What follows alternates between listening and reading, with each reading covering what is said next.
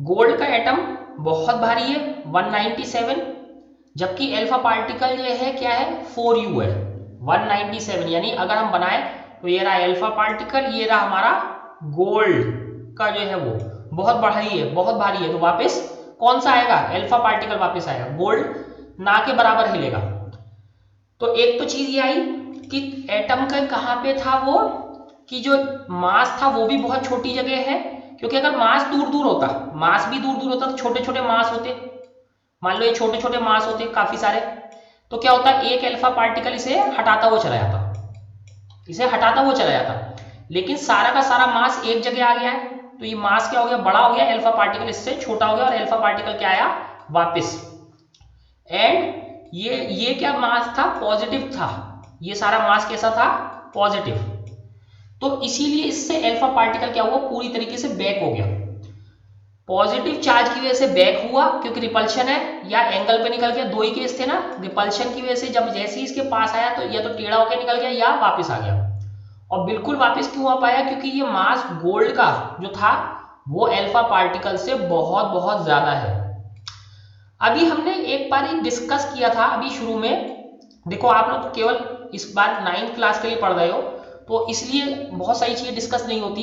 तो अभी पहले अभी हमने पढ़ा कि उन्होंने गोल्ड ली, गोल्ड की फॉइल ली, ठीक है, गोल्ड की फॉइल ली।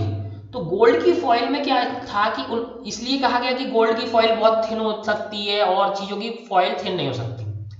लेकिन क्या होता कि अगर वो एल्यूमिनियम की फॉइल लेते, अगर वो एल्यूमिनियम की फॉइल ले लेते तो क्या होता, एल्यूमिनियम का जो मास है वो क्या है 27 यू। गोल्ड का कितना था, ए यू गोल्ड कितना था 197 यू, और हमारे अल्फा पार्टिकल का कितना था, ठीक है, अल्फा पार्टिकल ये था, एच ई से दिखाते हैं या इसको अल्फा से दिखाते हैं, लेटस से कि हम अल्फा से दिखा देते हैं, ठीक है। तो अल्फा पार्टिकल का क्या था 4u, तो ये हमारे मास आ गए, इसका 4, इसका 197, इसका। तो देखो कंपेयर करते हैं, तो अगर ये देखो ये हमारा अल्फा पार्टिकल है, तो एल्यूमिनियम हमसे इससे थोड़ा सा भी बड़ा होगा, बहुत ज्यादा बड़ा नहीं होगा, लेकिन गोल्ड बहुत बड़ा हो जाएगा।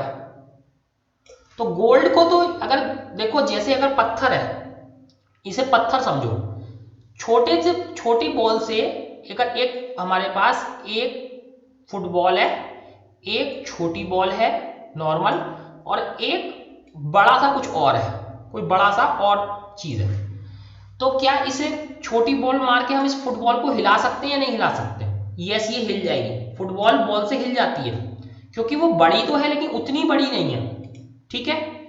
लेकिन अगर कोई बहुत बड़ी चीज है, लेटर से कि एक वॉल है या कोई और बड़ी चीज है, और बड़ा कोई टैंक है, सपोज पानी का टैंक है, तो ये हमारी क्या है नॉर्मल बॉल, ठीक है।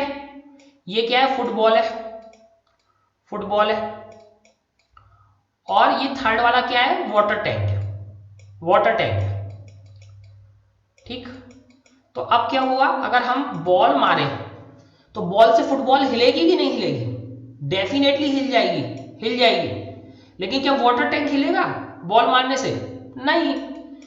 तो एक वजह उनके गोल्ड लेने की वजह ये भी थी कि गोल्ड भारी है, गोल्ड क्या है भारी, ये कितना है 197, ये कैसा है 27 एल्यूमिनियम, ये कैसा है 4, तो 4 वाला 27 वाले को हिला देता, हिला देता, और ये क्या हो जाता 197 वाले को नहीं हिला पाएगा, 197 वाले को नहीं हिला पाएगा, 27 वाले को हिला देता, क्योंकि एल्यूमिनियम उससे थोड़ा सा ही बड़ा है, एल्यूमिनियम उससे थोड़ा सा ही बड़ा है, तो इसके पार्टिकल हिल जाते, और हिलते तो देखो क्या होता, बात समझ में आई ना, जैसे एक बॉल फुटबॉल को हिला देती है बट वाटर टैंक को नहीं हिला पाती, तो ऐसी अल्फा पार्टिकल अगर हम एल्यूमिनियम की फॉइल लेते तो उसे हिला देता, लेकिन गोल्ड को नहीं हिला पाता, क्योंकि गोल्ड 197 है, एल्यूमिनियम 27। तो देखो होता क्या, तो अभी जैसे ये फॉइल है अपनी जगह है ये, तो क्या होता कि अगर ये हिलने लगती है तो ये इसके ये जो इसका जो पॉजिटिव चार्ज है मान लो, तो ये पॉजिटिव चार्ज यहाँ है, तो अब ये यहीं का यहीं रहेगा, गोल्ड का है तो। लेकिन एल्यूमिनियम का होता तो ये हिल जाता, तो कभी एटम ऊपर चला जाता, कभी एटम नीचे चला जाता, तो सही से स्कैटरिंग एक्सपेरिमेंट नहीं हो पाता, सही से स्कैटरिंग एक्सपेरिमेंट नहीं हो पाता क्योंकि ऊपर नीचे जा रहा होता। इसी को बार्ब्ड वायर में समझो। बार्ब्ड वायर में कैसे हुआ, मान लो ये बार्ब्ड वायर है भाई, अगर ये बार्ब्ड वायर अच्छे से कसी हुई है, ये यहां से कसी हुई है बहुत अच्छे से, ठीक है, तो पत्थर मारने से ये हिलेगी नहीं, पत्थर मारने से ये हिलेगी नहीं। तो अगर पत्थर अब मारोगे तो या तो वापस इस ऐसे निकल जाएगा, या इससे टकरा के चला जाएगा, या वापस आ जाएगा। तो तीन ही केस हो सकती है।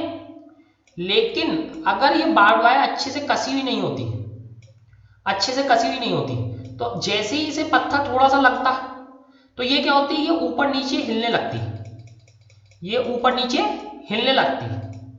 और ऊपर नीचे जैसे ये हिलने लगती, देखो ऐसे ये ऊपर भी हिलती और नीचे भी हिलती, वाइब्रेट करने लगती ना, ये ऐसे वाइब्रेट करने लगती। और वाइब्रेशन की वजह से क्या होता कि हमारा एक्सपेरिमेंट गलत हो जाता, क्योंकि वाइब्रेट कर रही है, वाइब्रेशन की वजह से पत्थर जो मार रहे हैं हमारा एक्सपेरिमेंट क्या हो जाता, गलत हो जाता। तो इसीलिए बार्ब्ड वायर को हिलने से कैसे रोका, टाइट करके, टाइट करके। लेकिन एटम को तो टाइट कर नहीं सकते, तो एटम को टाइट कैसे करा, हमने बड़ा भारी एटम लिया, बड़ा भारी एटम लिया, और भारी एटम किसका था, गोल्ड का।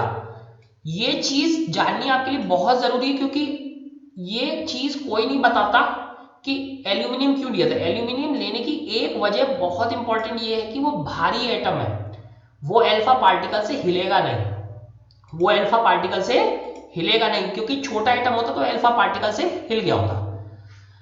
तो अब हमें अच्छे से समझ में आ गया है क्या, कि ज्यादातर सीधे निकल गए, कुछ सारे एक एंगल पे डिफ्लेक्ट हुए, और सिर्फ 12,000 में से देखो 12,000 में से 11,900 सीधे, 99 एंगल पे, और एक क्या था वापस आ गया था। तो ऐसे करके ये चीज हमें समझ में आ गई थी।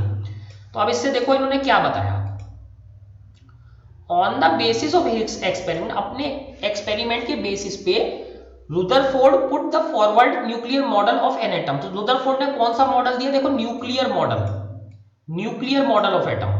तो रुदरफोर्ड के मॉडल को क्या बोलते हैं, रुदरफोर्ड मॉडल भी बोलते हैं और न्यूक्लियर मॉडल भी बोलते हैं। विच हैज फॉलोइंग फीचर, जिसकी क्या क्या फीचर थे, यानी क्या क्या खास बातें थी।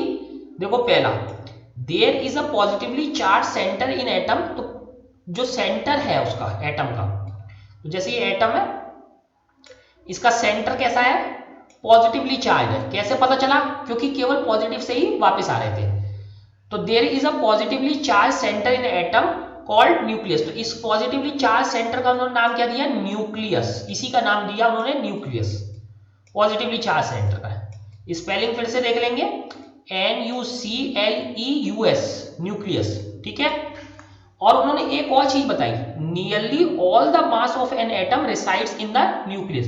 तो सारा का सारा मास कहां होता है, न्यूक्लियस में रहता है, सारा का सारा मास कहां रहता है, न्यूक्लियस में। कैसे पता चला, क्योंकि आपको अच्छे से पता है प्रोटॉन का मास बहुत ज्यादा होता है और इलेक्ट्रॉन का मास ना के बराबर होता है, इसे छोड़ देते हैं, बहुत कम होता है। सारा मास किसका होता था, प्रोटॉन का। प्रोटॉन के ऊपर एक पॉजिटिव चार्ज होता है, उसका मास कितना होता है, 1। तो सारे के सारा मास यहां रहता है, तो यानी इलेक्ट्रॉन तो इसमें है नहीं न्यूक्लियस में, और ये पॉजिटिवली भी चार्ज है, तो इलेक्ट्रॉन, दोनों केस से हमें क्या पता चला कि इलेक्ट्रॉन इसमें नहीं है न्यूक्लियस में। न्यूक्लियस में क्या है, इलेक्ट्रॉन नहीं है। सारा का सारा मास कहाँ है, न्यूक्लियस में, तो यानी प्रोटॉन की वजह से होगा, और ये पॉजिटिव भी है। तो सारे के सारे प्रोटॉन कहाँ रहते हैं, इस न्यूक्लियस में रहते हैं, सारे के सारे प्रोटॉन इसमें रहते हैं, न्यूक्लियस में, ठीक है। सेकंड चीज उन्होंने क्या बताई, the electrons revolve around the nucleus in circular path. तो इलेक्ट्रॉन कैसे घूमते हैं, सर्कुलर पाथ में ऐसे करके घूमते हैं, ठीक है, ऐसे करके सर्कुलर पाथ में घूमते हैं, इसके अराउंड न्यूक्लियस के।